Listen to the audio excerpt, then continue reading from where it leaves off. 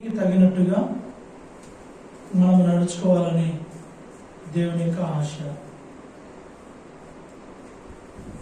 మనందరికి ఆశలు ఉంటాయి. మనము ఆశించినది అంటూ ఏది కూడా ఉండదు.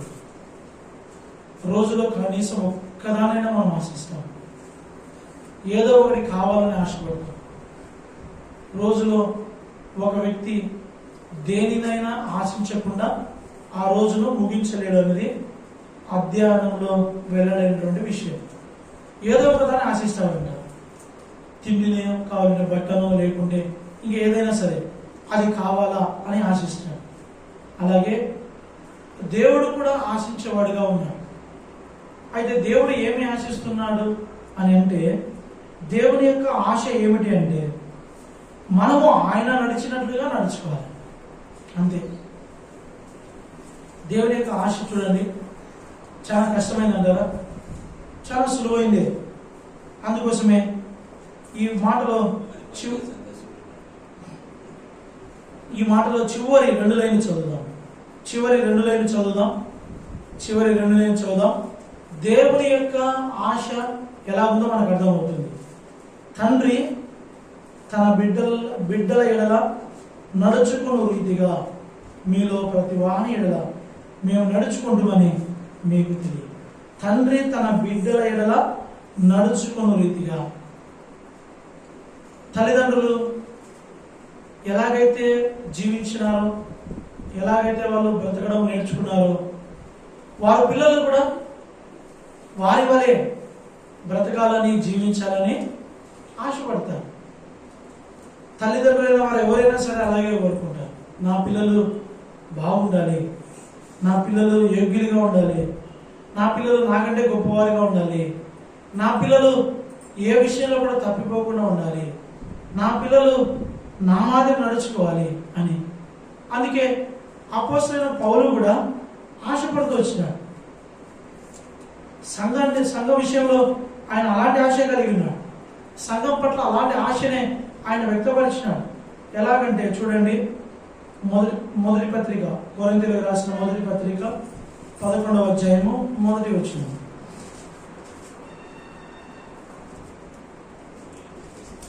నేను క్రీస్తును పోలి నడుచుకొనుచున్న ప్రకారము మీరు నన్ను పోలి నడుచుకొనుడి. ఈ మాట అర్థం కూడా అదే. నేనైతే దేవునికి తగినట్టుగా నడుచుకున్నా. అపోస్తలుడు పౌలు అంటాడు, నేనైతే దేవునికి తగినట్టుగా నడుచుకున్నా. నేను దేవునికి తగినట్టుగా నడుచుకున్నాను కాబట్టి ఇప్పుడు తను కన్నటువంటి సంఘంతో చెప్తున్నాడు, కొరింథీ సంఘంతో చెప్తున్నాడు. ఏమని అంటే, మీరు నన్ను పోలి నడుచుకోండి. నేను దేవునికి తగినట్టుగా నేను నడుచుకున్నాను. దేవుడి యొక్క వాక్యము ఏ విధంగా నన్ను నడుచుకున్నామని నాకు వాక్యము వెల్లడవుతూ వచ్చిందో, ఆ వాక్యము నాకు ఏమైనా అర్థమవుతూ వచ్చిందో, నేను వాక్య ప్రకారంగా దేవునికి తగినట్టుగా నడుచుకున్నాను. సంఘంతో అంటున్నాడు, మీరు నన్ను పోలి నడుచుకుంటే మీరు దేవుని పోలి నడుచుకున్నవారవుతారు. దేవునికి తగినట్టుగా మీరు నడుచుకున్నవారవుతారు. నేను ఎలా నడుచుకున్నానో మీరు కల్లారా నన్ను చూసినారు. నేను ఎలా మాట్లాడానో, ఎలా ఆలోచిస్తానో, నేను ఎలా మిమ్మల్ని మీలో ప్రేమ కలిగి ఉంటానో, నేను ఎలా మీ ఎడల భావజాలం కలిగి ఉంటానో మీరు నన్ను చూసినారు. ఇవన్నీ నేను ఎట్లా నేర్చుకున్నానంటే దేవుని ద్వారా నేర్చుకున్నాను. దేవునికి తగినట్టుగా నడుచుకోవాలో, ఎలా నడుచుకోవాలో నేను దేవుని ద్వారా పొందుకున్నాను. అయితే మీరేం చేయాలా? నన్ను పోలి నడుచుకోవాలి. అపోస్తలుడు పౌలు అన్నాడు, నేను నా జీవితంలో ఏమైతే నేను పొందుకున్నానో అవన్నీ కూడా ఎవరి వల్ల పొందుకున్నాను అన్నాడు. చూడండి 11వ అధ్యాయం, కొరింథీయులకు రాసిన మొదటి పత్రిక 11వ అధ్యాయము 23వ వచనం. మొదటి 2 లైన్లు మాత్రమే చదువుదాం. నేను మీకు అప్పగించిన దానిని ప్రభు వలన పొందితిని. అపోస్తలుడైన పౌలు తన జీవితంలో ఏమైనా పొందుకున్నాను అని అంటే ఆయన అన్నాడు, నేను ఏమైతే పొందినానో అవన్నీ కూడా ఎవరి వల్ల పొందినానో? ప్రభు వల్ల పొందినాను. ఎందుకంటే నేను దేవునికి తగినట్టుగా నడుచుకోవాలని, దేవునికి నేను నా జీవితాన్ని నేను సమర్పించుకున్నాను కాబట్టి ఆయన నాకు అన్నీ కూడా అనుగ్రహించినాడు. ఈరోజు నేను అనుగ్రహింపబడి పొందినవన్నీ కూడా అవి ప్రభువుల్ని పొందిన. కాబట్టి నేను ప్రభుకు తగినట్టుగా నడుచుకున్నాను. నేను ప్రభుకు తగినట్టుగా నడుచుకున్నాను కాబట్టి ఇప్పుడు చెప్తున్నాను ఆయన, మీరు నన్ను పోలి నడుచుకోండి. మనం కూడా అదే ఆశించాలి, మనం కూడా అదే చేయాలి. దేవునికి తగినట్టుగా మనం నడుచుకోవాలా. దేవునికి తగినట్టుగా మనం నడుచుకుంటున్నట్లయితే ఆ తర్వాత మన పిల్లలతో మనం చెప్పాలా, ఏమనండి, నన్ను పోలి మీరు నడుచుకోండి. ఇప్పుడు నా జీవితంలో కూడా దీన్ని నేను ప్రాక్టీస్ సాధన చేస్తున్నాను. నా యాత్ర ముగించబడేలోపు కనీసం నా పిల్లలకైనా, నేను నా కుటుంబానికైనా చెప్పాను, ఏమనంటే నేను దేవునికి తగినట్టుగా నడుచుకున్నాను, మీరు కూడా నా వల్ల నడవాలా. రేపు నా పిల్లలు ఒకవేళ నన్ను బాక్స్లో పెడితే వాళ్ళు చెప్పాలా, మేము ఈరోజు మేము ఏమైనా నేర్చుకున్నామంటే మా డాడీని చూసి నేర్చుకున్నాం, మా నాన్న చూసి మేము నేర్చుకున్నాం. మా నాన్న నడుచుకున్నట్లుగా మేము నడుచుకుంటే చాలు, మా నాన్న బ్రతికినట్లుగా మేము బ్రతికితే చాలు, మా నాన్న దేవుని కొరకు జీవించినట్లుగా జీవిస్తే చాలు. ఈ చిన్న సాక్ష్యమైన మనము సంపాదించుకుని యాత్ర ముగించాలి. పౌలు అదే చేస్తున్నాడు. దేవునికి తగినట్టుగా నడుచుకోవడానికి ఇష్టపడినాడు. ఆ తర్వాత తను ఎలాగైతే దేవునికి తగినట్టుగా నడుచుకున్నాడో సంఘము కూడా అలాగే నడుచుకోవాలని ఇష్టపడే తన హృదయంలో ఉన్నటువంటి మాటను బయటికి వ్యక్తపరిచినాడు. నేను క్రీస్తును పోలి నడుచుకొనిచున్న ప్రకారం మీరు నన్ను పోలి నడుచుకోండి. ఈ మాట నెరవేర్చబడాలి మన జీవితాలు. ఈరోజు మనం చెప్పగలం, చాలా విషయాల్లో చెప్పగలం, మేము నడుచుకుంటున్నామని చెప్పగలం. అయితే కొన్ని విషయాలు ఇంకా మిగిలిపోకూడదు. అన్ని విషయాలు, ప్రతి విషయంలో క్రమం విషయంలో అయితేనేమి, వాక్యం విషయంలో అయితేనేమి, ప్రేమించే విషయంలో అయితేనేమి, లేదా మనం ఎవరికైనా ఏదైనా త్యాగం చేసే విషయం అయితేనేమి, లేదా ఏదైనా ప్రేమను చూపించే విషయం అయితేనేమి, ఏదైనా సహాయం చేసే విషయాలు, ఏ విషయంలో సరే ప్రతి విషయంలో మనము మన తల్లిదండ్రులు ఎలాగైతే నడుచుకున్నారో దేవునికి తగినట్టుగా మనము కూడా అలాగే నడుచుకున్న వారమే మనం ఉండాలి. అప్పుడే మన జీవితం ఈ మాటకు అక్షరార్థంగా దేవుడు మహిమ పొందాం. దేవునికి తగినట్టుగా దేవుని ఆశను మనము తీర్చిన వారం అవుతాం. దేవుని యొక్క కోరికను మనం తీర్చిన వారం అవుతాం. ఆయన ఆశించినది మన జీవితం ద్వారా కొంచెమైనా సరే మనం నెరవేర్చే వారంగా ఉండాలి. ఆయన ఆశను కొంతైనా మనం తీర్చేవారు ఉండాలి. ఆయన ఆశను కొంతైనా, ఆయన క్రయధనము కొంతైనా, ఆయన మన కొరకు చేసిన కార్యాలలో కొంతైనా కృతజ్ఞతగా ఆయనకి ఏమైనా మనం అర్పించాలి. ఆయన చేసిన ఆ త్యాగానికి మనం ఎంత చెల్లించినా మనం రుణస్థులమే. అయితే రుణస్థులమే చెప్పి ఇక రుణం తీర్చుకోవడం అట్లనే ఉండొద్దు. రుణం తీర్చుకునే ప్రయత్నం చేయాలి. అది తీరదు, అయితే తీర్చుకునే ప్రయత్నం చేయాలి. మనకు ఎవరైనా ఏదైనా ఒక సహాయం చేశారనుకోండి, తిరిగి మనం వాళ్ళకి ఏదైనా సాయం చేయాలని ఆశపడతాం. ఎందుకు తెలుసా? వాళ్ళు నాకు సాయం చేస్తున్నారు కాబట్టి నేను వాళ్ళకి రుణంగా ఉండొద్దని. దేవుడు చేసిన సహాయానికి మనం కూడా ఏదైనా కాస్తైనా చెల్లించే ప్రయత్నం చేస్తూ ఉండాలి.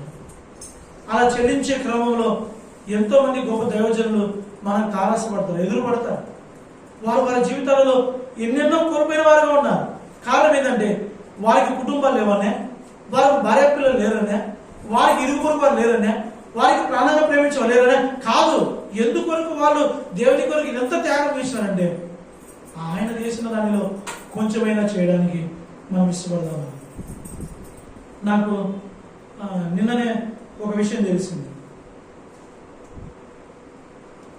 గడిచిన ఒక వారం రోజుల క్రితం ప్రవీణ్ పగడాల గారు దేవుని మహిమలోకి పిలువబడ్డారు. ఆయన ఎలా చనిపోయాడో మనకు తెలుసు. అయితే వెనుక ఏం జరిగిందో మనకి ఎవరికి ఏం తెలియదు. అయితే కరెక్ట్గా ఆయన మహిమలోనికి పిలువబడే ఒక నెల లేదా ఒక 3 నెలల ముందుగానే ఒక ఇన్సిడెంట్ జరిగింది. అమెరికా పట్టణంలో, అమెరికా దేశంలో ఆయన ఒక విలాసవంతమైన ఒక భవనాన్ని కొన్నాడు. దాదాపు అది క్రోడ్స్లో ఉంటుందంట. చాలా కోట్ల రూపాయలు విలువ చేసేటువంటి ఒక భవనం అది. ఆ భవనం కొన్నాడంట. కొనిన తర్వాత ఆ భవనం రిజిస్ట్రేషన్ కూడా అయిపోయింది. ఇప్పుడు ఆ భవనం ఆయనకు పూర్తిగా స్వాధీనమైంది. అయితే ఎక్కడో ఒక చోట దేవుని పని కొరకై ఆయనకు అంత డబ్బు అవసరమైంది. కొన్ని కోట్ల రూపాయలు విలువ చేసేటువంటి డబ్బు అవసరమైంది. అయితే అది దేవుని పని కోసమే. ఆ పని చేస్తే దేవుని పని ఇంకా నిర్విరామంగా కొనసాగుతుంది.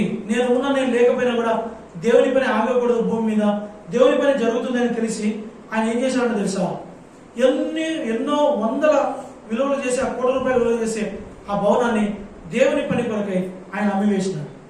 తన ప్రాణ స్నేహితుడు చెప్పినటువంటి మాట, అన్నా ఇన్ని ₹1,00,00,000 విలువ చేసి ఈ భవనాన్ని నువ్వు ఇష్టంగా కొన్నావు కదా, కొని 3 నెలలు కూడా కాలేదు, అప్పుడే అమ్ముతున్నావే నువ్వు అంటే ఆయన అన్నాడంట, మనం దేవుని సేవలో ఉన్నాం. దేవుని సేవలో మనము చేసేదానికి, దేవుడు మన కొరకు చేసిన దాంట్లో దేవుని కొరకు మనం చేసేది ఆఫ్టర్ ఒక లెక్కన అన్నాడంట అని చెప్పి ఆ మాటకు ఆయన కూడా చాలా సంతోషపడి, సరేనా దేవుడు మీకు ఎలా ప్రేరేపిస్తే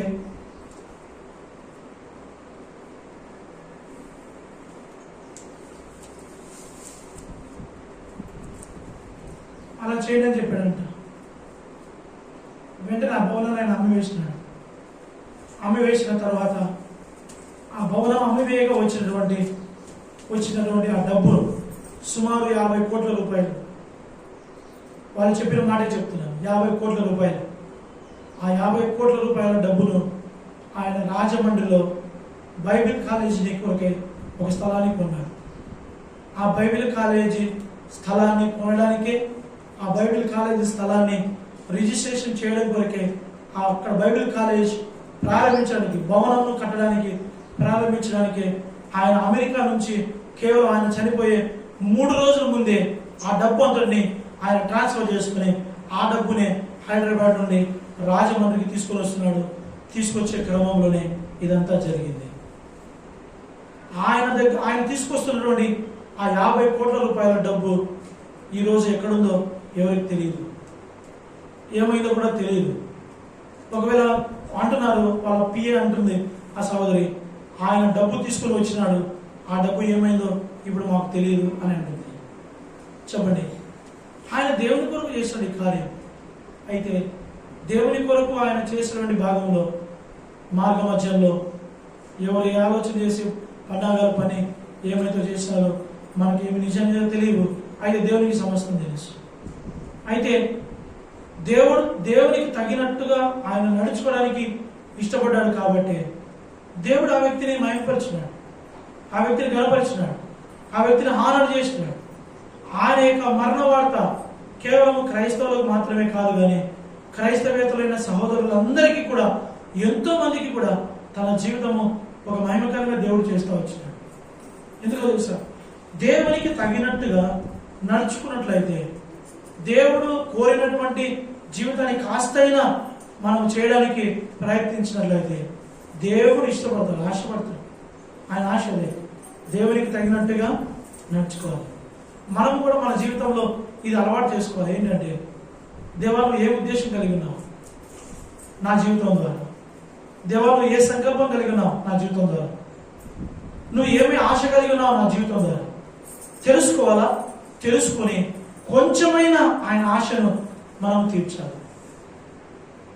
దేవుడే కనుక ఆశపడకపోయి ఉంటే, దైవజన్ భగత్ సింగ్ గారు పాకిస్తాన్లో ఉన్నటువంటి ఆ పంజాబ్ అనేటువంటి ప్రాంతం నుండి హైదరాబాద్కు వచ్చి చెన్నైలో ప్రపంచమంతటా ఈ పరిచయం చేసేవాడు కాదు. ఎందుకంటే ఆయన తెలుసుకున్నాడు దేవుని ఆశ ఏంటంటే, ఆయన దేవుడు చెప్తా వచ్చినాడు, నువ్వు నా సేవ చేయాలి. వచ్చినాడు, దేవుడికి తగిన సేవ చేసినాడు, మహిమలో పిలవడ్డాడు. దేవుడు ఆ వ్యక్తిని మహిమపరిచినాడు. ఇప్పుడు ఓసన్న గారు ఉన్నారు, ఓసన్న గారిని దేవుడు పిలిచినాడు. పిచ్చివాడుగా తిరుగుతా ఉన్నాడు రోడ్ల మీద, పిచ్చివాడుగా తిరుగుతున్నటువంటి ఆ వ్యక్తిని దేవుడు చూసినాడు, పిలుచుకున్నాడు, మార్చినాడు. అనేక లక్షల కోట్ల మందికి ఆశీర్వాదకరంగా ఆ వ్యక్తిని చేసినాడు. కారణం, దేవునికి తగినట్టుగా నడుచుకోవడానికి ఆ వ్యక్తి తీర్మానం చేసుకున్నాడు కాబట్టి. ఇంకా బైబిల్ మిషన్ దేవదాసయ్య గారు ఉన్నారు, ఆయన కూడా దేవునికి తగినట్టుగా జీవించడానికి ఇష్టపడాడు కాబట్టి ఈరోజు మనం చూసినట్లయితే బైబిల్ మిషన్ ద్వారా ఎంతో అద్భుత గొప్ప కార్యాలు జరుగుతున్నాయి. పరిచర్య ఏదైనా సరే అయితే దేవునికి మహిమ వస్తుందా లేదా, ఎంతో మందికి ప్రభును వారు పరిచయం చేస్తున్నా లేదా అన్నది మనం చూడాలి. ఎంతో గొప్ప పరిచయం, బాగరపేట కావచ్చు, గుత్తి కావచ్చు, దువ్వూరు దగ్గర శాల కావచ్చు, ఇంకా రకరకాల ప్లేసెస్ కావచ్చు, ఎక్కడైనా సరే వారు దేవునికి తగినట్టుగా నడిచినారు కాబట్టి దేవుడు వారిని మహిమపరిచినారు. ఇలా మనం చూస్తే భూమి మీద ఎంతో మంది గొప్ప గొప్ప దైవజనులు దేవునికి తగినట్టుగా నడిచినారు కాబట్టి వారు చనిపోయినప్పటికీ కూడా, వారు చనిపోయి ఈనేటికి కూడా వారు ఇంకా మాట్లాడుతున్నారంటే కారణం ఏదో తెలుసా, వారి జీవిత సాక్ష్యం. వారు చనిపోయి ఎన్నో సంవత్సరాలు అయినొచ్చు, ఎన్నో సంవత్సరాలు అయినప్పటికీ కూడా ఈ రోజు కూడా వారు మాట్లాడుతున్నారు, ఈ రోజు కూడా వారు మనకు సాక్షిగా ఉన్నారంటే దానికి కారణం వారు దేవునికి తగినట్టుగా నడుచుకున్నారు కాబట్టి. ఎవరైతే దేవునికి తగ్గినట్టుగా నడుచుకుంటారో ఆ నడుచుకునే వారిని దేవుడు సాక్ష్యార్థంగా వారిని ఉంచుతారు, సాక్ష్య సమూహముగా వారిని ఉంచుతారు. బైబిల్ గ్రంథంలో దేవునికి తగినట్టుగా నడుచుకునేటువంటి ఒక సమూహం ఉంది, మనందరికి బాగా తెలుసు. హెబ్రీయులకు రాసిన పత్రిక 11వ అధ్యాయం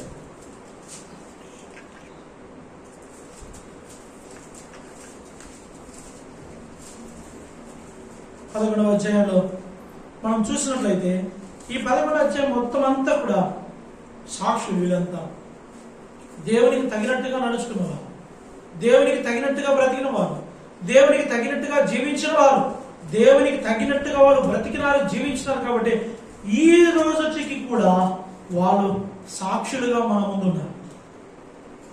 హేబేలు మొట్టమొదటిగా ఆయన ప్రస్తావించబడతా వచ్చినాడు. హేబేలు విశ్వాసం బట్టి దేవునికి అర్పణ అర్పించినాడు, ఆయన అర్పణ దేవుడు అంగీకరించాడు. హేబేలును అంగీకరించినాడు, హేబేలు యొక్క అర్పణను కూడా దేవుడు అంగీకరించినాడని ఆదికాండం 4వ అధ్యాయం మనం చూస్తాం. అన్నమాట చూస్తాం, చూడండి. ఆదికాండం 4వ అధ్యాయం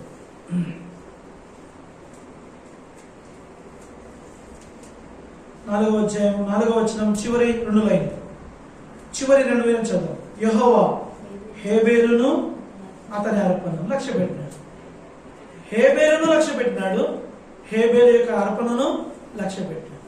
తర్వాత కయ్యను కూడా వచ్చినాడు, కయ్యను లక్ష్య పెట్టలే, కయ్యను యొక్క అర్పణను కూడా దేవుడు లక్ష్య పెట్టలే. స్పష్టంగా రాసింది అక్కడ. మనల్ని అంగీకరించాలి దేవుడు.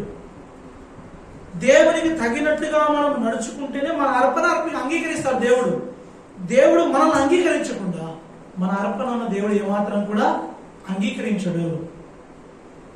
దేవునికి తగినట్టుగా మనం ఉన్నామా లేవన్నది దేవుడు చూస్తాడు. ఆయన మనల్ని ఈ యొక్క మాట కింద పెడతాడు. నాకు తగినట్టుగా ఉన్నాడా లేదా, నాకు తగినట్టుగా ఉన్నాడా లేదా.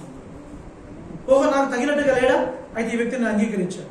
ఇక ఆ వ్యక్తి అర్పణ తెచ్చినాడు, అర్పించినాడు, దేవునికి తగినట్టుగా లేడు కాబట్టి అతని అర్పణ అది ఎంత విలువైనదైనా సరే అది అంగీకారం ఉంటుందా, ఉండదు. అందుకే రిజెక్ట్ చేసినాడు. నా తమ్ముని యాక్సెప్ట్ చేసి నన్ను రిజెక్ట్ చేస్తావా అయితే నువ్వు యాక్సెప్ట్ చేసినావు, నేను ఏం చేస్తున్నావు చూడని చెప్పి మర్డర్, హత్య చేసినాడు, చంపినాడు. అన్న చంపినాడు, అన్న చేతిలో చనిపోయినాడు తమ్ముడు. చనిపోయినా సరే కానీ సాక్ష్యపు వీరుల పట్టికలో, విశ్వాస వీరుల పట్టికలో, సాక్షుల పట్టికలో ఫస్ట్ ప్లేస్లోకి వచ్చినాడు. కారణం ఏంటంటే దేవునికి తగినట్టుగా నడుచుకున్నాడు. తర్వాత హనోకును చూస్తాం, దేవునికి తగినట్టుగా నడుచుకున్నాడు. నోవాహును చూస్తాం, దేవునికి తగినట్టుగా నడుచుకున్నాడు. అబ్రహామును చూస్తాం, ఆ పిలుపుకు లోబడి దేవునికి తగినట్టుగా నడుచుకున్నాడు. శారాను చూస్తాం, దేవునికి తగినట్టుగా నడుచుకున్నాడు. అట్లా ఎంతో మందిని మనం చూస్తాం. యోసేపును చూస్తాం, దేవునికి తగినట్టుగా. మోషేను చూస్తాం, దేవునికి తగినట్టుగా. అలా మనం చూసుకుంటూ వస్తే 32వ వచనంలోకి వచ్చేసరికి చెప్పినాడు. 32వ వచనంలోకి వచ్చేసరికి ఇంకా పేర్లు ప్రస్తావించాడు. చూడండి, గిద్యోను, బారాకు, సంసోను, యెఫ్తా, దావీదు, సమూయేలు, వారిని గురించి ప్రవర్తన వివరించకు ఇంకా సమయం సరిపోదు అని చెప్పినాడు. వాళ్ళ గురించి చెప్పుకుంటూ వస్తే ఇంకా సమయం సరిపోదు అన్నాడు. ఎందుకంటే వాళ్ళు దేవునికి తగినట్టుగా ఎలా బ్రతికినారో వాళ్ళ గురించి చెప్పడం స్టార్ట్ చేస్తే ఇక సమయం సరిపోదంట. రాశారన్నమాట బైబిల్లో. ఇంకా రాసినాడు. ఇంకా నూతన నిబంధనకు వచ్చేసరికి ఎంతో మంది సాక్షాత్కరంగా చూపించినాడు, వాళ్ళ యొక్క మరణాన్ని చూపించినాడు. అలా చెప్పుకుంటూ చివరికి అన్నాడు, చెప్పండి 12వ అధ్యాయం 3వ వచనంలోకి వచ్చేసరికి ఏమన్నా చూడండి. 12వ అధ్యాయం 3వ వచనం, ఇంత గొప్ప సాక్షి సమూహం వీళ్ళందరూ కూడా ఎలా బ్రతికినారంటే దేవునికి తగినట్టుగా బ్రతికినారు కాబట్టి వీళ్ళందరినీ మనకు మాదిరిగా పెట్టినాడు, వీళ్ళందరినీ మనకు సాక్షిగా పెట్టినాడు. వీళ్ళను చూడండి, వీళ్ళ వైపు చూడండి, వీళ్ళ జీవితాలను పరీక్షించండి, వీళ్ళ జీవితాల గురించి ఆలోచించండి. వీళ్ళు నడుచుకున్నారు, వారు కూడా మీలాంటి వారే, అయితే వాళ్ళు నడుచుకున్నారు, మీ కొరకు గొప్ప సాక్షిగా ఉన్నారు. మనం కూడా ఎందుకు నడుచుకోలేము? వాళ్ళు నడిచి చూపించినారు, దేవునికి తగినట్టుగా వాళ్ళు బ్రతికి చూపించినారు. ఇప్పుడు మనం ఎందుకు వాళ్ళకు తగినట్టుగా, వాళ్ళు ప్రవర్తించినట్లుగా, వాళ్ళు చేసినట్లుగా మనం ఎందుకు చేయలేము? మనం కూడా చేయలేము. అయితే వాళ్ళ వల్లే మనం దేవునికి తగినట్టుగా నడుచుకోవడానికి ఇష్టపడుతున్నామా లేమో అన్నది పరీక్ష. వాళ్ళంటే బ్రతికినారులే, వాళ్ళ కాలం వేరు మా కాలం వేరు, వాళ్ళ పరిస్థితులు వేరు మా పరిస్థితులు వేరు, అవునంటారా? అయితే వాళ్ళ పరిస్థితి ఒక మాట చెప్పే ప్రయత్నం చేస్తాను, చూడండి వాళ్ళ పరిస్థితి. చదవండి 36వ వచనం. 36వ వచనం. మరి కొందరు వాళ్ళు ఎలా బ్రతికినారంటే, ప్రభువు తగినట్టుగా బ్రతుకుతున్నప్పుడు వాళ్ళకు తిరస్కారం వచ్చింది. తిరస్కరించినారు, వాళ్ళందరినీ తిరస్కరించినా సరే వారు దేవునికి తగినట్టుగా బ్రతకడానికి ఇష్టపడ్డారు.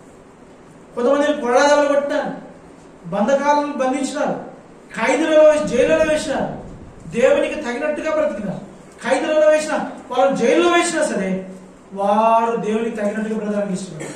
ఇంకా చూడండి, కొంతమంది శోధించబడ్డారు, కొంతమంది ఖడ్గంతో చంపబడినారు, గొర్రె చర్మములు మేక చర్మం వేసుకుని దరిద్రులండి శ్రమలు పడినారు, హింస పొందినారు, అడవులలో, కొండలలో, గోర్లలో, సొరగంలో తిరులాడుతూ సంచారం చేస్తున్నారు. ఇప్పుడు చెప్పండి, వాళ్ళకంటే మనకు ఎక్కువ కష్టాలు ఉన్నాయా?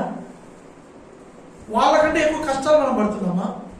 వాళ్ళకంటే ఎక్కువగా మనము ఏదైనా నష్టాలు, శోధనలు, ఇబ్బందులు, కొరడ దెబ్బలు, తిట్లు, జైళ్ళు వాళ్ళకంటే మనం అనుభవిస్తున్నామా? ఇప్పుడు చెప్పండి, వాళ్ళ కాలం వేరు మా కాలం వేరు, వాళ్ళ పరిస్థితి వేరు మా పరిస్థితి వేరు. వాళ్ళు అన్ని అనుభవించలేనంటే ఏమీ లేదు. సాకులు చెప్పొద్దు, ఒకటే మాట, దేవునికి తగినట్టుగా నడుచుకోండి అంతే.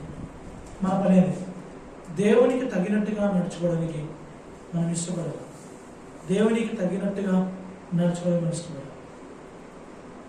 చెప్తే చాలా సంగతులు ఉన్నాయి. దేవునికి తగినట్టుగా వీరి వలె మనం జీవించినట్లయితే వీరందరి కొరకు దేవుడు ఒక రాజ్యాన్ని సిద్ధపరిచినాడు. ఆ రాజ్యంలోనికి వీళ్ళు ఇంకా ప్రవేశించలే, ఆ రాజ్యంలోనికి ఇంకా వీళ్ళు పోలేదు. ఎందుకో తెలుసా? ఎందుకు పోలేదంటే మనతో పాటు, అంటే దేవునికి తగినట్టుగా ఎవరైతే ఇంకా భూమి మీద జీవిస్తారో, ఎవరైతే జీవించాలని ఆశపడుతున్నారో, దేవునికి తగినట్టుగా ఎవరైతే ఇంకా బ్రతకాలని ఉన్నారో వారందరితో కలిసి ఒకేసారి ఆ రాజ్యంలోనికి వెళ్ళాలని వాళ్ళు ఎదురు చూస్తూ ఉన్నారు. కావాలని చూడండి అన్నమాట. 11వ అధ్యాయం హెబ్రీ 11 చివరి 2 వచ్చిన 39-40 వచ్చిన కలిసి ఉన్నాయి. కలిసి చదువుదాం, అర్థం చేసుకుంటాం. వీరందరూ తమ విశ్వాసం ద్వారా సాక్ష్యం పొందిన మనము లేకుండా, అర్థం చేసుకోండి, మనము లేకుండా సంపూర్ణులు కాకుండా నిమిత్తము దేవుడు మన కొరకు మరీ శ్రేష్టమైన దాన్ని ముందుగా సిద్ధపరచను కనుక వీరు వాగ్దాన ఫలము అనుభవింపలేదు. వారు దేవునికి తగినట్టుగా నడుచుకున్నారు, యాత్రా జీవితాన్ని ముగించినారు. దేవుడు దయచేయి ఆ వాగ్దాన ఫలమును అనుభవించిన వారు ఇంకా సిద్ధపడినారు. అయితే వారు ఇంకా ఆ వాగ్దాన ఫలాన్ని అనుభవించలే. ఎందుకు అనుభవించలేదంటే మనం లేకుండా వాళ్ళు పోలేమని గుర్తిస్తున్నారు. మేము దేవునికి ఇష్టంగా దేవుడికి తగినట్టుగా నడుచుకోవడానికి భూమి మీద అనేకులను సిద్ధపరిచినాం, ఇగో ఇంకా సిద్ధపడుతున్నారయ్యా. వాళ్ళు వస్తే వాళ్ళతో పాటు, వాళ్ళు లేకుండా మేము రాలేమయ్యా. వాళ్ళు వస్తే వాళ్ళు మేమందరం కలిసి నువ్వు సిద్ధపరిచిన ఆ వాగ్దాన ఫలంలోనికి వస్తామని ఈ గొప్ప సాక్షి సమూహము ఇప్పుడు మేఘం వల్ల ఇప్పుడు ఏం చేసిందంటే మనందరినీ చెప్పండి, చదవండి ఆ మాట. మొదటి వచనం చదవం. ఇంత గొప్ప సాక్షి సమూహము మేఘం వలె మనలను ఆవరించింది. వీళ్ళందరూ కూడా ఇప్పుడు మనకు కనబడకపోవచ్చు, వాక్యంలో కనబడుతున్నారు, కానీ నిజ జీవితంలో కనబడాలా. వీళ్ళు మనల్ని ఆవరించున్నారు. ఈ మైకు చుట్టూ నేను చేయలాగా చెప్తున్నాను, మన జీవితం చుట్టూ వాళ్ళు ఆవరించున్నారు. ఎందుకు తెలుసా? ఒకవేళ దేవునికి తగినట్టుగా మనము బ్రతుకుతామని తీర్మానం చేసుకుని ఒకవేళ ఎక్కడికైనా జారిపోతున్నప్పుడు ఆ సమూహం అంటుంది, అయ్యో అలా కాదు బ్రతకాలి, ఇలా బ్రతకాలి, ఇలా ఉండండి. దేవునికి తగినట్టుగా నడుచుకుంటామలే అని చెప్పి ఈరోజు చాలా చోట్ల చాలా మంది దేవునికి తగినట్టుగా నడుచుకోవడానికి ఏమాత్రమో ఇష్టపడుతుంది. అయితే ఒకటే, అలా ఎవరైతే ఇష్టపడలేదో చెప్పగానే చెప్తున్నాను, దేవుడు సిద్ధపరిచిన ఆ సమాధానకరమైనటువంటి ఆ రాజ్యంలోనికి వాళ్ళు రాలేరు. ఎవరైతే దేవునికి తగినట్టుగా నడుచుకోవడానికి ఇష్టపడుతున్నారో వారికి మాత్రమే ఆమె. ఎవరైతే దేవునికి తగినట్టుగా నడుచుకోరో వారికి ఈ లోకం యోగ్యమైంది. ఎవరైతే దేవునికి తగినట్టుగా నడుచుకుంటారో వారికి ఈ లోకం యోగ్యమైంది కాదు. కావాలంటే చూడండి పై మాట 11వ అధ్యాయము 38వ వచనం చివరి మాట 38లో చివరి లైన్. ఎట్టి వారికి ఈ లోకము యోగ్యమైనది కాదంటే దేవునికి తగినట్టుగా ఎవరైతే నడుచుకుంటారో నడుచుకునే వారికి ఈ లోకం యోగ్యమైంది కాదు. ఎవరికి ఈ లోకం యోగ్యమైందంటే దేవుడు లేదు ఏం లేదు లేదా అంటారే, వాళ్ళకి ఈ లోకం యోగ్యమైంది. పరలోకం యోగ్యమైంది కాదు. పరలోకము ఎవరికి యోగ్యమైందంటే దేవునికి తగినట్టుగా ఎవరైతే నడుచుకోవడానికి ఇష్టపడుతున్నారో వాళ్ళకు మాత్రమే పరలోకము యోగ్యమైంది. ఈ లోకము యోగ్యమైంది. అందుకోసమే మనం చూసినట్లయితే ఎంతో మంది గొప్ప దైవజనులు, గొప్ప సువార్థికులు, మిషనరీలు, విశ్వాసులు ఎంతో మంది ప్రస్తుత కాలంలో ఈ లోకాన్ని విడిచిపెట్టి వెళ్ళిపోతున్నారు. వారి యొక్క కాలము సంపూర్ణం కాకమునిపే ఈ లోకాన్ని వారు విడిచిపెట్టి వెళ్ళిపోతున్నారు. కాలం ఏంటో తెలుసా? వారికి ఈ లోకం యోగ్యమైంది కాదు. అయితే మనము కూడా దేవునికి తగినట్లుగా మనం ఈ లోకంలో జీవించినట్లయితే మనకు కూడా ఈ లోకం యోగ్యమైంది కాదు. ఈ లోకాన్ని ఎప్పుడైనా విడిచిపెట్టాల్సిందే. అయితే ఈ లోకమును మనం దేవునికి తగినట్లుగా నడుచుకొని ఈ లోకమును మనం ఎంత త్వరగా విడిచిపెడితే మనకు అంత గొప్ప